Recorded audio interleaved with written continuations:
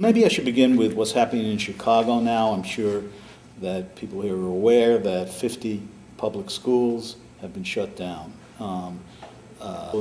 It's being advertised as the largest closure of public schools in the history of the country at any one given time. And it is. However, actually in Oakland, there have been proportionally more schools shut down than that, and more than once. For example, last June, there were 5 elementary schools shut down, but there were also several small high schools that were shut down during the reorganization. Now, proportionate to Chicago, which has more than 10 times the student body and teaching staff of Oakland, it's about 12 times, that would be the equivalent of closing down over 100 schools. So, and not only that, but that wasn't the first time that it happened in Oakland. It's happened over and over and over again over the past decade. Philadelphia is shutting 23 schools at the end of this school year, and has turned over the school district effectively to charter management organizations to run. Detroit has virtually ended not on public education, but they want to outsource water in Detroit, to privatize water while the city's in debt, and the water services are profitable, so sell them off. Well, this was tried before in other parts of the world. Bolivia, for example, where in Cochabamba there was a huge struggle, and they forced, the multinationals, which one was it? Bechtel out. Now, unfortunately, Detroit is not the only place. Water wars are coming as part of the, one of the leading fights to privatize everything. That's what neoliberalism really is. The attempt to commodify or recommodify everything, to try to squeeze profit out of everything. Education is one of those areas. I'm going to maybe talk a little bit about how they see education and what they're doing, because I think that there are 2 aspects to education in our capitalist society. One of them, which we've been talking about a lot, many of us over the past decade, is the attempt to privatize and to squeeze out the maximum amount of profitability. And we know that 15 years or so ago there was a new group of billionaires that came in, Eli Broad, Bill Gates, the Walton family from Walmart, the Fishers from the Gap, and others, to join with groups that had been there for quite a long time, the Ford Foundation, the Carnegie Foundation, and so on, and injected far more money than the previously dominant education foundations had, effectively enabled No Child Left Behind to do the kind of destructiveness that it did in terms of charter schools, outsourcing, school shutdowns, privatization, and so on. It's one thing to put a law on the books, it's another thing, to make it go. They provided the financing, the money, and also shock troops to make it happen. And a lot of it was aimed at destroying unions by destroying public sector unions. The private sector unions had, as we know, already been battered, and teacher unions, which are the largest. The NEA, National Education Association, is the largest union in the country. What's left of organized labor now is only about 6% or just over in the private sector, but in the public sector it's still a third. And teacher unions make up more than half, I think, of public sector unionists, and more than a third overall of unionists in this country. Okay, so it's aimed at weakening unions as well as accruing surplus value, that is, increasing profitability and increasing control.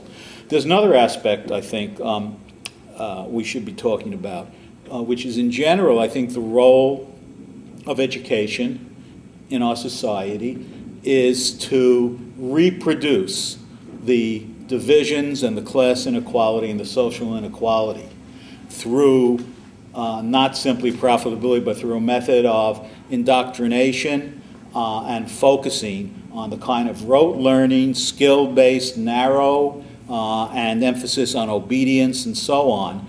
It's a know your place. Workers need to know their place. That is, how do we decide who gets paid what in this society? So, unskilled workers get paid less than skilled workers. Isn't that natural? And skilled workers get paid less than foremen, who get paid less than low-level managers, who get paid less than middlemen, and so on. Isn't that common sense? So at the school board meeting on Wednesday, they once more turn their pockets inside out and say, oh, sorry, no dough. Well, we're going to make a great sacrifice and maintain $1 million in adult education. Why, that's nearly 5% of what they used to put into adult education. They've destroyed more than 95% of the program. We will sacrifice greatly to do that because we see that some of you are protesting mildly, and also really behind this, there's money. If we can partner with Laney Junior College, there's money available for adult education into community colleges, and if we eliminate it altogether, we won't have a chance. But they're paying Tony Smith, the superintendent, $265,000 a year, plus lavish benefits. His package is about $400,000 a year alone, if you include the benefits. They give him 2 years of retirement for every year that he works, for example, which is unheard of anywhere else in the universe, and benefits of that sort. Now, they pay others over $200,000 a year, others of their executive directors, and a whole load well over $100,000. And so if you were to make the maximum salary in the district be pay managers, administrators, executive directors, and whatever they call them, no more than you pay the maximum staff or teacher in the district, you'd free up about $10 million a year. So I raise that to them, and I say, now I know what your response is going to be. How can we get anyone to work for that? Well, we do. And you tell us our jobs are the most important, how important it is. So this indicates what the priorities are, but it's generally not questioned because there's a whole process that's gone through of indoctrination inside of school and outside of school. I taught at Castlemont High School for years, which is, if you go straight down there until you get to the crease, just before you go up into the hills, that's where Castlemont is. It's where 86th Avenue would hit MacArthur if it weren't blocked by the back of the campus at Bancroft. Now, students at Castlemont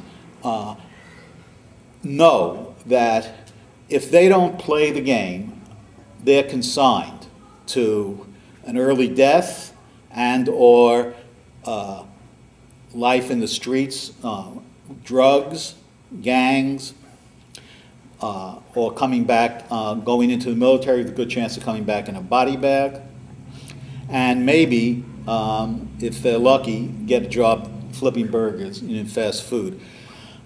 Not a select, but a few who really manage to focus and get lucky, manage to climb out of the hole that they've been put in by society, but only a few can. And there's only room for a few. Overwhelmingly, they're consigned. And they know that there's not much waiting for them. But if they don't play the game, if they don't accept what the system is pushing down, which is really obedience and spitting back, regurgitating the right answer, then their heads are pushed down, just as surely as they've been waterboarded. That's the purpose of this skill-based education, this worksheets, drill and kill, rote learning, and so on. That's the purpose, is to instill obedience. And it's to teach. Their role is, yes sir, no sir, get the right answer. What's the role in multiple choice tests? We game the tests. Teachers are told we have to Teach students test-taking strategy, how to figure out the right answer even if you don't know how to answer the question directly. Forget creativity, forget curiosity. Kids are naturally curious. Curiosity and creativity, why they're threatening because they can lead to rebelliousness. So that is clamped down and damped down. And it creates a problem. I know that I've had, in the past week, 2 teachers, both of them left activists.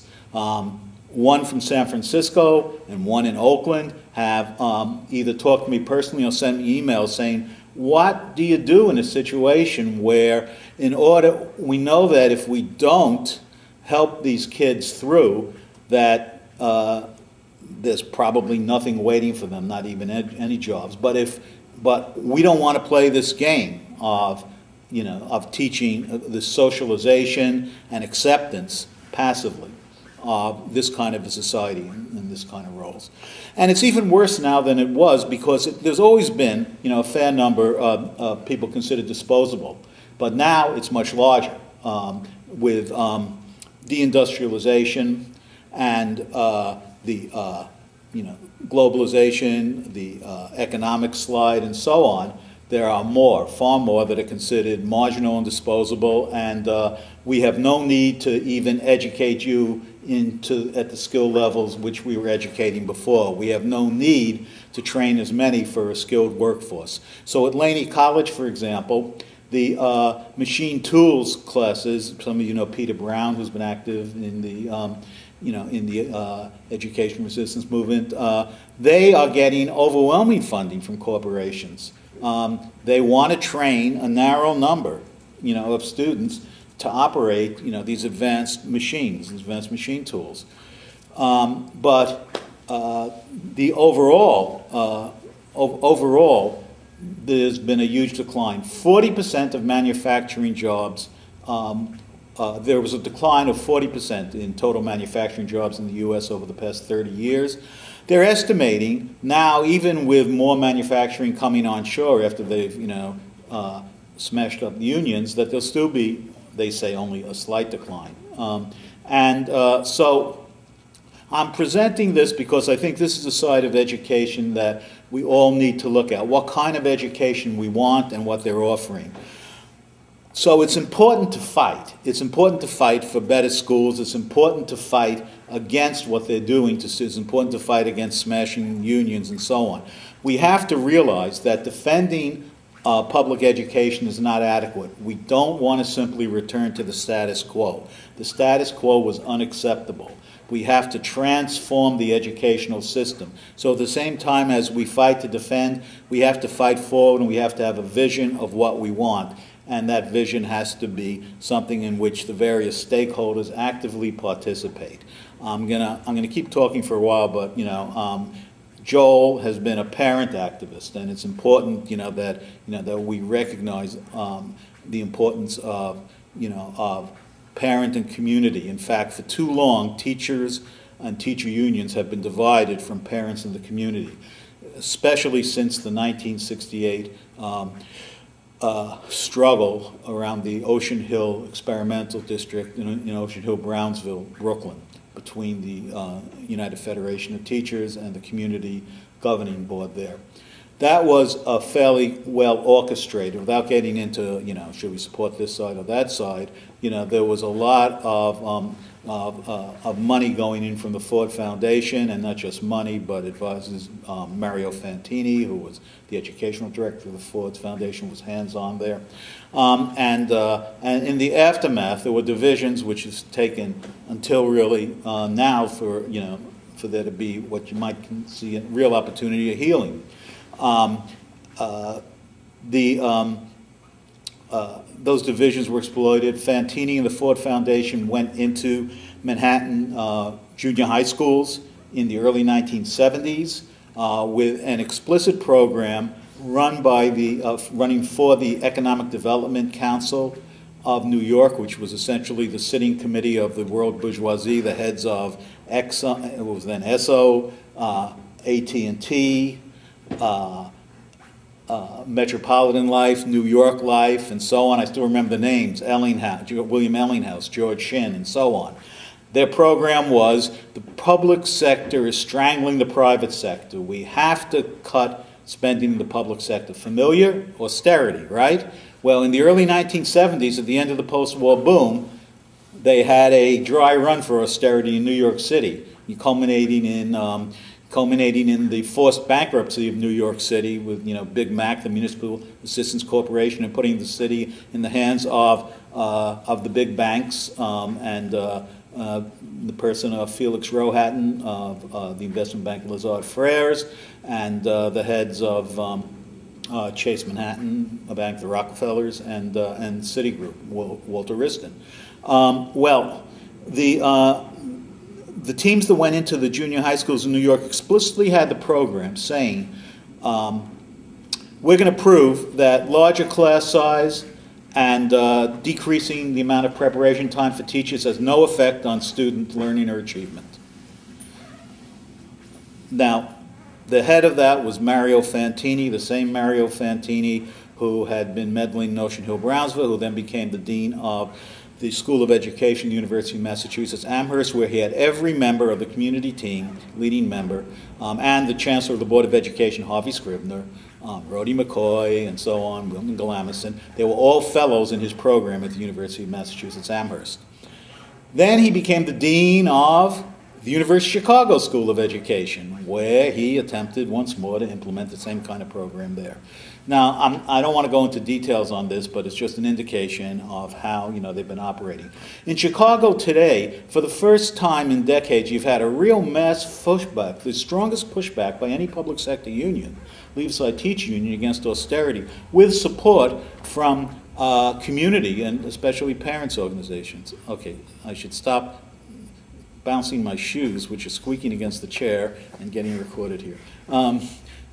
So I will. So you had a mass, you had a rally of 30,000 on the first day of the 7-day strike in the fall. You have an opportunity now, I think, to really push back against the school closures. When Joel talks about the Lakeview sit-in, I think we should consider what would happen in Chicago were there sit-ins in several schools. I think the parents there are in a position to do. I know that it has been considered in the past, and Joel will probably remind you that we got part of our inspiration for what we did at Lakeview from the parent-led occupation of a public school library in Chicago a few months earlier. These things come around. I think that without getting into what could have or should have or whatever been done in the fall in Chicago, I think it's very important now to understand the power that could be exercised by were there a real national campaign against austerity led by the largest unions in the country, the teacher unions. I saw that yesterday Randy Weingarten applauded the Chicago teachers for protesting against the school closures. Well, it would be nice to do more than passive applause. What about leading a mass campaign, including rallies in many major cities, work stoppages, even leading to 1 day and longer strike action?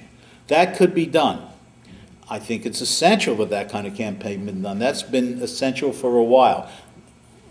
Don't expect it from Randy Weingarten, but I think that we need to be all here rallying against the school closures. We can use Chicago as a focal point, but there are closures elsewhere, and calling for a national campaign against austerity. There ought to be a national conference. The Chicago Teachers Union and others are in a position where they could put out calls for such a conference. One of the former leaders of the Peak Caucus of the Los Angeles Teachers Union and former vice president of UTLA is now the president of the statewide California Federation of Teachers, Josh Pichault. He ought to be putting out calls and organizing these kind of actions as I've told him. He should have done it in September. He ought to be doing it now. Where are they? So these can happen. It's a mistake, however, to give credibility when a Randy Weingarten, who has been making deals to allow merit pay and test-based evaluation and so on in city after city for more than 5 years, who signed a deal where Detroit teachers loaned their back wages, $20,000 apiece, to the state until they retire. That was the deal made 5 years ago. She called it an historic agreement, and in a way it was. There were many other such agreements. Unfortunately, Karen Lewis, the president of Chicago Teachers Union, wrote a joint op-ed with Randy Weingarten the day after the Chicago strike ended, a gold star for Chicago teachers. I don't want to, come down on Karen Lewis, who has enough that they're facing right now. I do want to say that that kind of enabling of someone who is really enabling your enemies at a minimum, and their lieutenant, that is Weingarten, does us no good. Similarly, Weingarten stood in the doorway in Philadelphia when they were closing 23 schools. Well, that's nice. What about mobilizing your 1.7 million members and calling on the NEA to mobilize its 3 million members and calling on labor and so on? Standing in the doorway is a photo op while she continues to call for collaboration with management and with the politicians who are pushing through this, enabling and executing these programs.